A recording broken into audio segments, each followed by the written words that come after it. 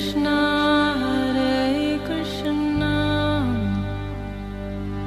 Krishna Krishna Hare Hare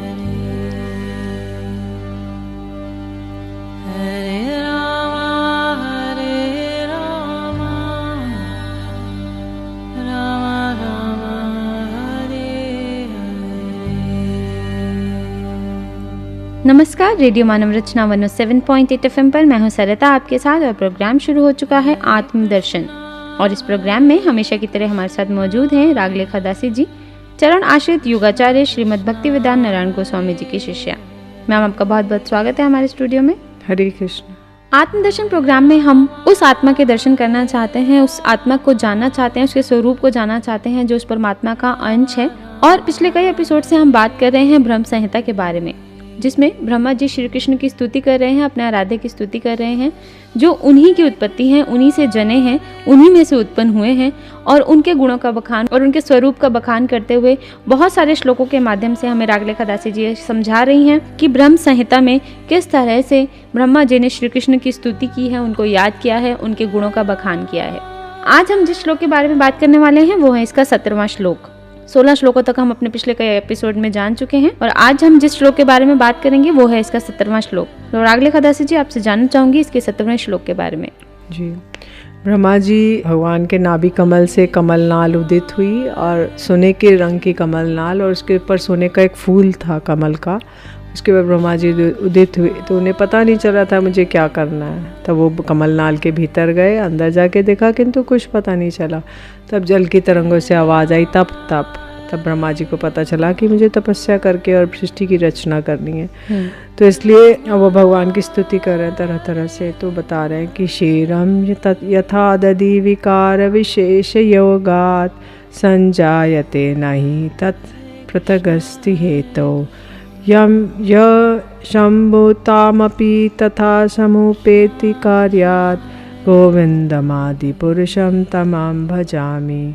तो बोलते हैं जैसे कि दूध है, दूध के अंदर एक हम जामुन देते हैं तब दही बनता है। तो ऐसे ही जो विष्णु तत्व है उसके अंदर अगर हम एक जामुन दें, तो जामुन क्या है? माया का तमोगुण और तरसता शक्ति का स्वल्प गुण, कम छोटा गुण, और अलादिनी का अलाद गुण। तो ये सब देकर वो जामुन बनता है। तो अगर वो जामुन दे तो दही बन जाएगा। तो दही में दूध की सारी क्वालिटीज़ हैं, लेकिन दूध दही बन सकता है लेकिन दही दूध नहीं बन सकता जी। तो ऐसे ही जो विष्णु जी हैं, जब वो तमोगुण को अंगीकार करते हैं, प्रलय संहार आदि का कार्य करते हैं विश्व का, तो वो हो जाते हैं, पृथक रूप धारण कर लेते हैं। वो है शंभु का, महेश का, और वो उस रूप से सारा संहार आदि करते हैं। तो जैसे क्षीरम यथा दधि विकार विशेष योगात, अगर उसमें विशेष प्रकार का विकार डालते हैं, मतलब जामुन डालते हैं, तो वो दधि बन जाता है। ऐसे ही जो शंभु है उनकी अलग हस्ती नहीं है, उनकी डिपेंडेंट है विष्णु पे। कहते हैं ये बहुत बड़ा नाम अपराध है अगर हम विष्णु को और शंभु को एक ही माने, ये नाम अपराध है। तो इसलिए वो एक नहीं है। शंभु उन्हीं से उत्पन्न हुए हैं, उन्हीं के तत्व हैं। कि जैसे दही, अगर दूध ही नहीं होगा तो दही कैसे बनेगा, है ना? तो ऐसे ही वो शंभु जी हैं, वो भगवान के ही एक विकार तत्व है। तमोगुण को उन्होंने आलिंगन किया, लेकिन उनको एक समान नहीं सोच सकते कि विष्णु और शंभु एक समान है। ऐसा सोचना बहुत बड़ा अपराध है, नाम अपराध।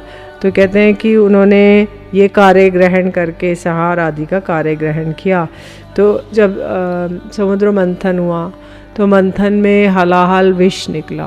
तो हलाहल विष सब लोग कहने लगे, देवता असुर, कि हम लोग तो ये नहीं खाएंगे, हम लोग ये खाएंगे तो मर जाएंगे।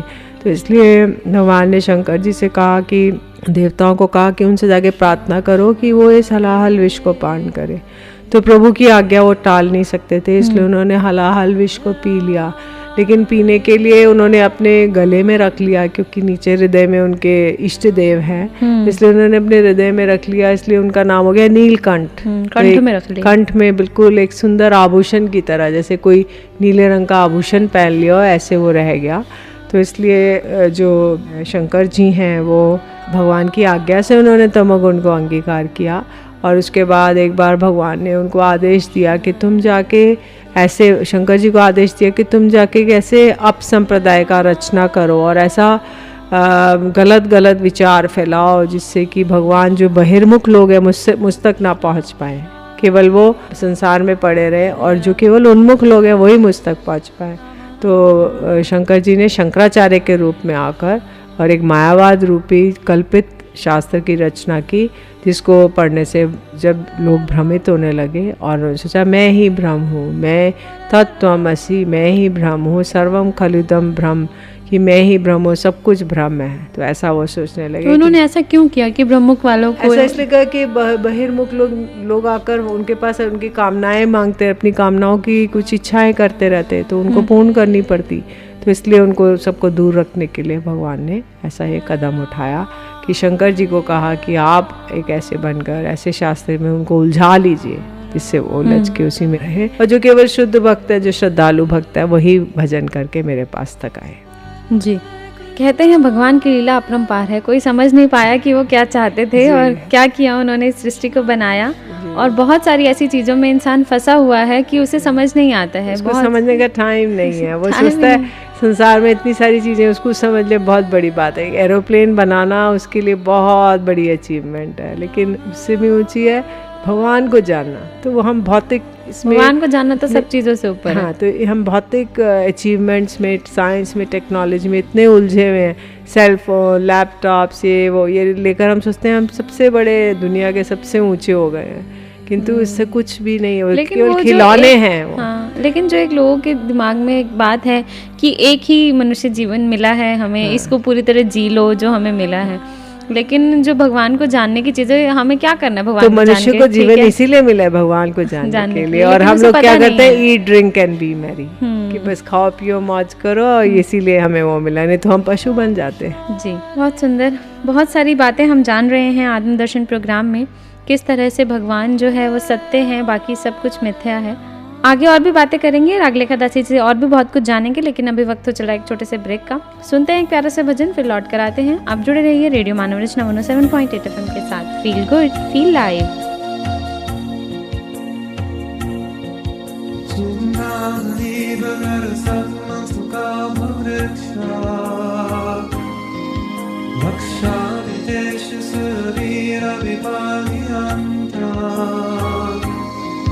लक्ष्मी सहस्रशत संभ्रम सेव्यमाना गोविंद वारी पुरुषा तमहं भजामि गोविंद वारी पुरुषा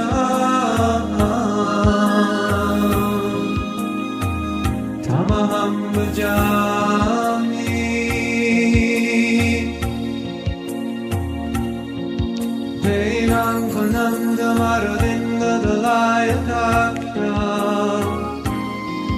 बाणावतं समसितं बुधसुन्दरं कान्दार्भगौतिकमनीयविशेषशोभां गोविन्दमादिपुरुषं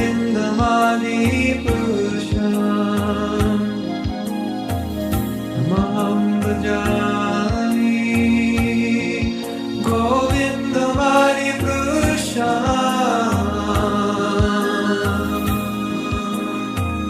तमहं भजामि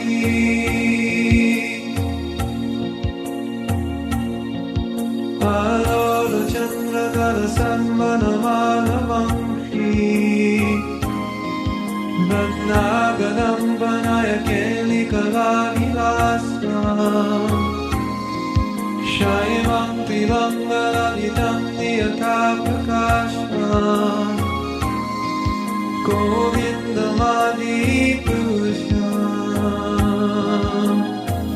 तमहं भजामि गोविन्दमादिपुरुषं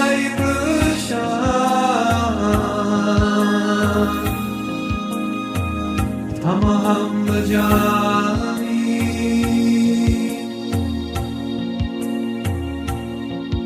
अङ्गानि जस्य सकलेन्द्रियवृत्तिमन्त्री पश्यन्ति बन्धि कलयन्ति जगति चिरं जगन्ति आनन्द चिन्मय सुरुचिर विग्रहस्य गोविन्दमानि पुरुषमहं भजामि गोविन्दमानि पुरुषमहं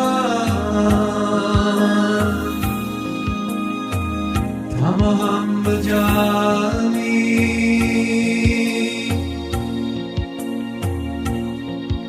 अद्वैतमच्युतमनादिमनान्तरूपा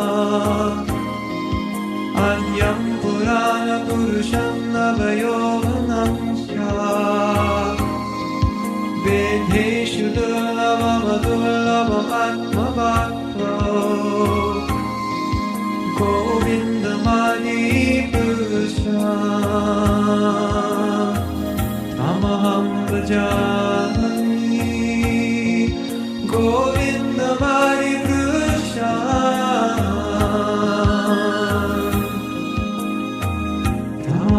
भजामि Hare Krishna,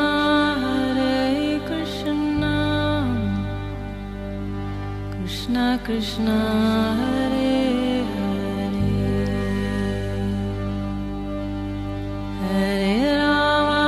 Hare Rama,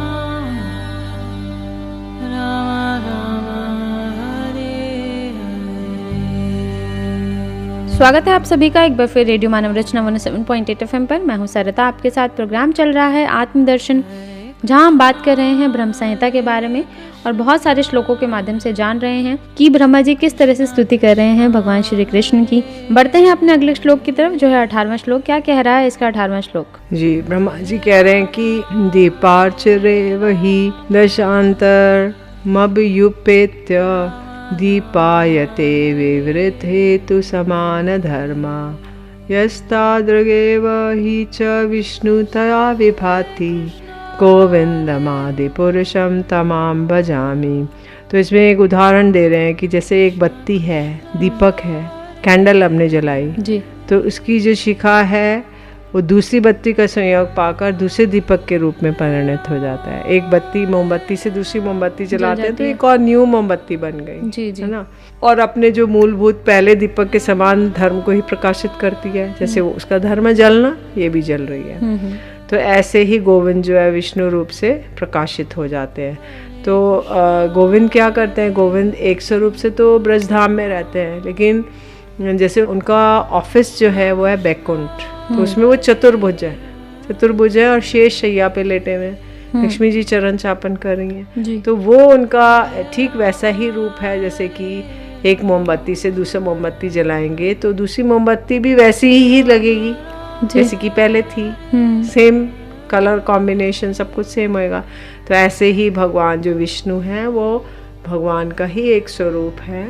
उनके अंदर 60 कलाएं हैं और वो बैकुंठ में रहते हैं। तो कहते हैं भगवान का जो घर है वो है ब्रज और जो उनका ऑफिस है वो है बैकुंठ, जहाँ पे तो ऑफिस में थोड़ा ऑ एंड रेवरेंस के साथ थोड़ा सूट बूट लगा के टाई वाई पहन के ऑफिस बैग लेकर आते हैं, लेकिन भगवान यहाँ पर उनका चतुर्भुज रूप है और वो शेष शैया पे लेटे हुए हैं और सब लोग उनकी स्तव स्तुति कर रहे हैं और सारे देवता लोग आकर उनको प्रणाम करते हैं और उनकी कुछ राय या कुछ उनकी स्तव स्तुति करना चाहते हैं।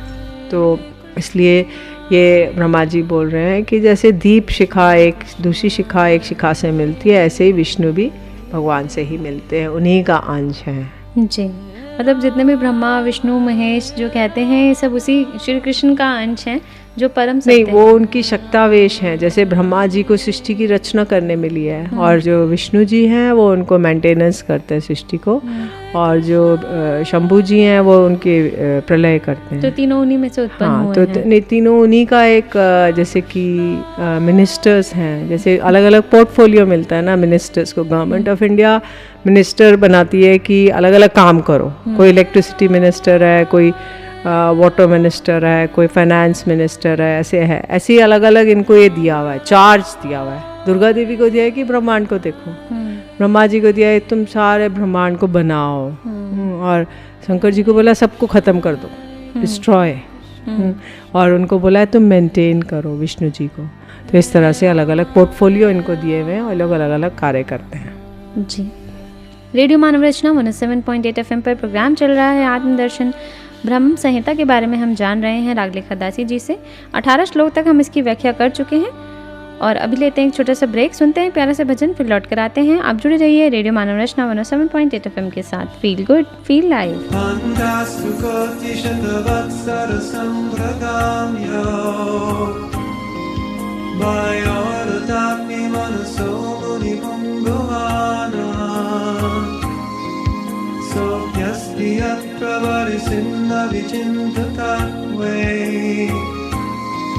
गोविन्दमादि पृष्ठा अहं भजामि गोविन्दमादि पृष्ठा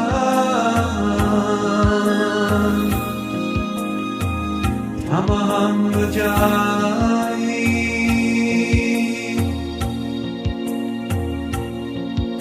एको किशोरचरितं जगदन्तकोटि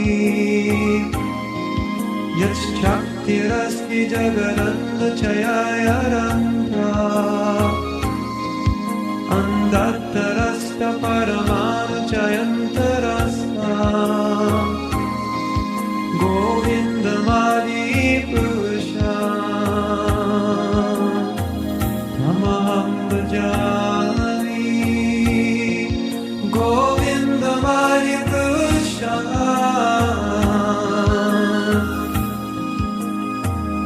अहं भजामि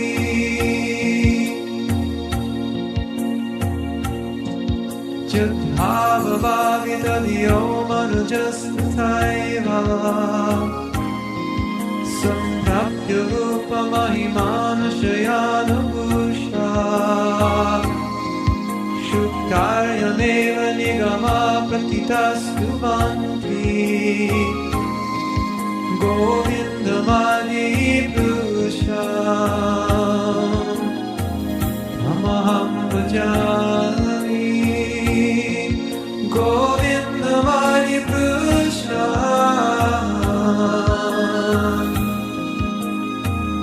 अहं भजामि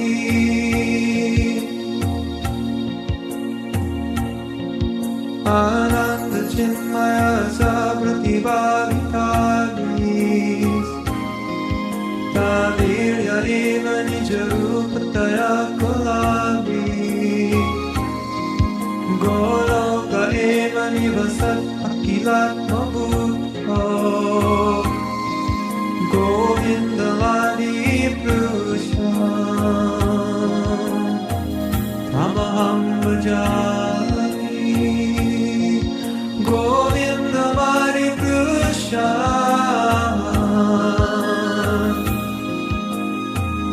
अहं भजामि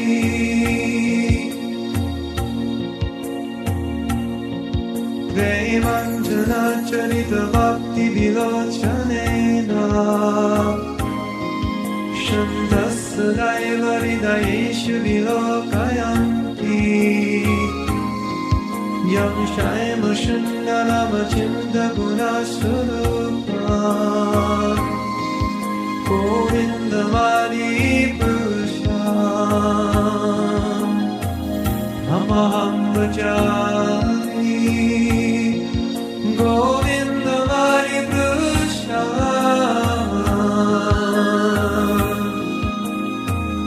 अहं भजामि। Hare Krishna,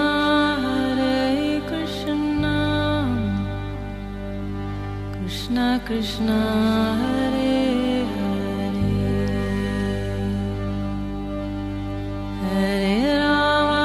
Hare Rama, Rama Rama, Hare Hare। स्वागत है आप सभी का एक बार फिर रेडियो मानव रचना 107.8 FM पर। मैं हूँ सरता, आपके साथ प्रोग्राम चल रहा है आत्मदर्शन, जहाँ आज हम रागलेखा दासी जी से जान रहे हैं ब्रह्म संहिता के बारे में। बहुत सारे श्लोकों के माध्यम से श्री कृष्ण की स्तुति कर रहे हैं ब्रह्मा जी। और यही हमें बता रही हैं रागलेखा दासी जी। बढ़ते हैं अपने अगले श्लोक की तरफ जो है 19वां श्लोक। रागलेखा दासी जी आपसे जानना चाहूँगी कि क्या कह रहा है इसका 19वां श्लोक। 19वें श्लोक में ब्रह्मा जी कह रहे हैं कि प्रभु आपका क्या बताया, वैभव बताया जाए। आपके रोमकूपों में अनंत कोटि ब्रह्मांड उदित होते हैं आपके रोमकूपों से जी। और आप शेष शैया पे जो आपकी शक्ति हैं उसी का आधार लेके उसी की शैया बना के आप कारण सागर में विराजते हैं। तो बताते हैं यह कारण जले भजती स्म योगा नेन्द्राम अनंत जगदंड रोमकूपा आधार शक्तिम अवलंब्य पराशमूर्ते गोविंदमादि पुरुषम तमाम भजामि। तो बोलते हैं कि प्रभु मैं आदि स्वरूप गोविंद आपका भजन करता हूँ।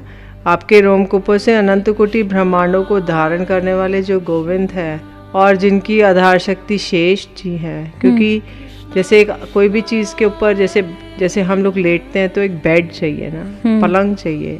तो भगवान का जो पलंग है वो शेष जी ही शैया बन जाते हैं। शेष जी कुंडली मारते हैं और वो उसके ऊपर में लेट जाते हैं। तो आधे लेटते हैं और अपना हाथ जो है सिर पे रख लेते हैं और उस मुद्रा में वो लेट जाते हैं। तो इसलिए बोलते हैं कि आप कारण समुद्र में शेष शैया पे लेटे हुए हैं और योग निद्रा मतलब पूर्ण रूप से निद्रा में नहीं है। मतलब निद्रा मतलब हम जब सो जाते हैं हमें कुछ अनुसंधान नहीं रहता है बाहर क्या हो रहा है, एकदम हम तमोगुण में अज्ञानता में चले जाते हैं।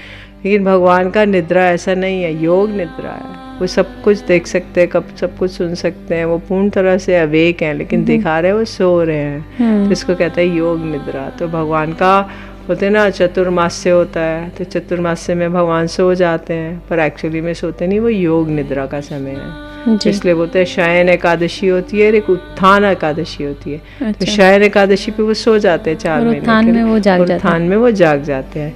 इसलिए चतुर्मास्य कहते हैं। इसलिए चतुर्मास्य कहते हैं, चतुर्मास्य में कोई भी लौकिक कार्य नहीं होते, कोई विवाह शादी आदि नहीं होते हैं, किंतु जब भगवान उठ जाते हैं तब उसके बाद होते हैं। लेकिन उस वक्त परमार्थ का बड़ा सुंदर सुयोग है, क्योंकि जब लौकिक कार्य नहीं होते तो परमार्थिक कार्य होते हैं। तो जैसे कि पुरुषोत्तम मास में मल मास कहा जाता है, बोलते हैं कि इस वक्त कोई कार्य नहीं होंगे, लेकिन सांसारिक कार्य नहीं होंगे, लेकिन पारमार्थिक सबसे ज़्यादा अच्छे होते हैं। उस वक्त जो भी कुछ हम करेंगे उसका 10-10 गुना 100-100 गुना 1000-1000 गुना फल मिलेगा। अच्छा। लेकिन जो ऐसे चतुर्मास्य में भी हम जो भी कार्य करेंगे उस वक्त एक उसका अक्षय फल मिलेगा। तो इसलिए कि कई लोग जाते हैं वृंदावन में या कहीं धाम में जाके वास करते हैं और भगवान का चिंतन मनन, उनका जप, उनका संकीर्तन आदि और हरि कथा आदि का श्रवण करते हैं। जी, श्री कृष्ण के स्वरूप को जानना बहुत ही ज़रूरी है। वो जो परमात्मा है, हम सब जिसका अंश है,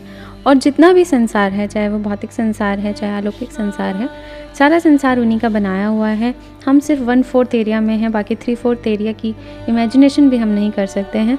बहुत सारे श्लोकों के माध्यम से रागलेखा दासी जी हमें समझा रही हैं। ब्रह्मा जी उनकी स्तुति कर रहे हैं, जान रहे हैं हम उनके स्वरूप के बारे में, उनकी शक्तियों के बारे में, उनके गुणों के बारे में। हर युग में उन्होंने जिस तरह से अवतार लिया और हर युग में उनकी लीलाओं का वर्णन हम सुनते आ रहे हैं। बहुत सारे शास्त्रों में, बहुत सारी पुस्तकों में हमें समझाया जा रहा है कि जो सत्य है वो सिर्फ आत्मा है और हम सब उस परमात्मा का अंश हैं, हम सब आत्माएं उनका अंश हैं। यही हमें मानव जन्म इसलिए मिला है कि हम इनको समझ पाएँ। नहीं तो पशु और हम में कोई फ़र्क नहीं रहेगा अगर हम इस आत्मा का ज्ञान नहीं कर पाएंगे। और बहुत सारे प्रोग्राम, बहुत सारे ऐसे स्पिरिचुअल प्रोग्राम्स के माध्यम से हम आपको शिक्षा देने की कोशिश कर रहे हैं कि सत्य सिर्फ एक है, वो है परमात्मा। बहुत सारे लोग हैं वो भगवान को मानते ही नहीं हैं। मेरी कई बार बहुत सारे लोगों से रागलेखा दासी जी बात होती है और वो कहते हैं मैं तो नहीं मानता कि कोई भगवान है। जी। होते तो दिखाई नहीं देते, इतने एक्सीडेंट्स हो जाते हैं, इतना कुछ हो जाता है संसार में। वैसे तो कहते हैं कि भगवान की मर्जी के बिना पत्ता भी नहीं हिलता। तो ये सब कुछ जो क्राइम हो रहा है ये किस लिए हो रहा है? तो ये जो विश्वास जगाना उनमें बहुत ज़रूरी है। उनको हम यही मतलब कोशिश कर रहे हैं इन प्रोग्राम्स के माध्यम से, रेडियो मानवचना के माध्यम से, कि जो सत्य है वो सिर्फ एक ही है। जी देखिए, ऐसा है ना, यदि हम दूध देखते हैं तो दूध के अंदर तो मक्खन या घी है, तो किंतु हम देख नहीं पाते उसको। तो इसलिए हमें इसी प्रकार से हम भगवान को नहीं देख सकते हैं, लेकिन वो हैं, उनकी पावर है, उनकी सत्ता है, उस चीज़ को फील करना होगा। तो ये नहीं है कि हम दूध में अगर मक्खन और घी नहीं दिखाई देता तो है ही नहीं, ऐसा नहीं बोल सकते ना। वो है, जब उसको बिलोएंगे तो निकलेगा। और 10 किलो दूध लिया तो 1 किलो मक्खन निकलेगा ही निकलेगा, घी निकलेगा ही निकलेगा। तो ऐसे ही हम भगवान की सत्ता है, लेकिन वो जो प्रेमांजन जैसे हम लोग एक श्लोक में करा है कि जब हमारे प्रेम रूपी अंजन लगेंगे तब हम उस संत सदैव अपने हृदय रूपी टीवी में देखते रहते हैं। तो हमारे वैसे नेत्र ही नहीं है तो भगवान कैसे दिखेंगे? योग्यता ही नहीं है, क्वालिफिकेशन ही नहीं है। अब हमें मान लो आकाश के वो देखने, क्या एस्ट्रोनॉमर्स जो देखते हैं अलग अलग ग्रह देखने हैं, तो उसके लिए हमें टेलीस्कोप चाहिए। तो अगर टेलीस्कोप नहीं होगा तो हम उनको नहीं देख सकते हैं। तो ऐसे ही हमारे नेत्रों में योग्यता नहीं है भगवान को देखने की। जब योग्यता आ जाएगी तो क्यों नहीं देखेंगे? इसलिए भगवान तो हैं, किंतु हमारा ही अनुभूति नहीं, हमारी यह योग्यता है कि हम उनको नहीं देख पा रहे। आज भी भगवान वृंदावन में वेणु बजा रहे हैं वंशी वट पे, किंतु हमारे नेत्र नहीं है कि हम उनको देख सके। अच्छा, मैं इसी बात से मुझे याद आया कि एक निधि वन है वृंदावन में, जिसके बारे में बहुत सुना है कि वहाँ पर वो आते हैं और मतलब गोपियों के साथ वो रासलीला करते हैं। क्या ये सत्य है? जी जी, बिल्कुल सत्य है। ये निधिवन में रात को पुजारी लोग एक शैया बिछाते हैं ठाकुर जी के लिए, और एक उनके लिए जल रखते हैं, एक लोटा जल, 4 लड्डू रखते हैं और एक बीड़ा रखते हैं पान का। और सवेरे जब उठते हैं तो देखते हैं शैया में फूल बिगड़े हुए हैं और उनका जल पिया हुआ है, लड्डू खाया हुआ है और बीड़ा आधा खाया हुआ है। तो इसलिए कहते हैं निधिवन में कोई भी अलाउड नहीं है रात को सोना। वहाँ मतलब जा नहीं सकते, उनको देख रात नहीं को सकता नहीं, कोई रात भी। को नहीं सो सकते हैं। तो एक समय है बस, तब के उसके बाहर कर देंगे। तो इसलिए वो आज भी सब लीलाएं हो रही हैं, किंतु हमारे चक्षु नहीं है उस तरह के कि हम उस चीज़ में पार्टिसिपेट कर सकें। जी, रेडियो मानव रचना 107.8 FM पर प्रोग्राम चल रहा है आत्मदर्शन, और हम ब्रह्म संहिता के बारे में चर्चा कर रहे हैं, इसके श्लोकों के बारे में जान रहे हैं। आगे भी चर्चा जारी रहेगी, लेकिन हमारे अगले एपिसोड में। अभी वक्त हो चला है हमारे यहाँ से जाने का। रागलेखा दासी जी, आपका बहुत बहुत शुक्रिया हमारे स्टूडियो में आने के लिए और इतनी ज्ञानवर्धक बातें हमसे शेयर करने के लिए। हरे कृष्ण। अगले एपिसोड में फिर आपसे मुलाकात होगी। ब्रह्म संहिता को ही जारी रखेंगे, इसके श्लोकों के बारे में और भी बहुत कुछ जानेंगे रागलेखा दासी जी से। लेकिन अभी के लिए मुझे दीजिए इजाजत और सुनते रहिए रेडियो मानव रचना 107.8 FM पर आने वाले और भी प्रोग्राम्स को। Feel good, feel live.